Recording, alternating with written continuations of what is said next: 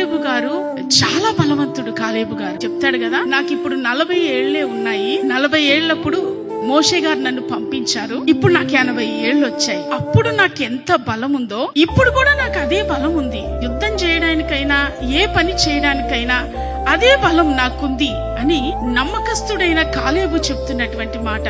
దేవుని బిడ్డ, ఒక వ్యక్తి నిజంగా నమ్మకస్తుడుగా బ్రతికితే ఆ వ్యక్తి ఈ మాట ఖచ్చితంగా చెప్పగలడు. Praise the Lord. నాకు అస్సలు చేత అవ్వట్లేదండి, నా వల్ల అవ్వట్లేదండి, నేను ఈ పని చేయలేకపోతున్నానండి అని ఈ మాటలు చెప్పేది ఎవరంటే పనిలో అపనమ్మకత్వంతో కూడిన మనస్సు ఉంటుంది చూసారా, వారన్నీ సాకులు చెప్తారు. ఎందుకు రాలేదు అని అంటే, నాకు ఆ పనుంది అందుకే రాలేదు, ఈ పని ఉంది అందుకే ప్రార్థనకు రాలేదు. అవునా కాదా దేవుని బిడ్డ? ఆ అపనమ్మకత్వం కలిగినటువంటి మనిషి బలంగా ఉండలేడు. ఇంతకీ 40 ఏళ్ల వయసులో ఉన్న బలం 80 ఏళ్ల వయసులో ఉంటుందా? ఉండదు. మీరు అదే చెప్తారని నాకు తెలుసు, ఉండదు కదా. మరి ఎలా చెప్పారు కాలేబు గారు?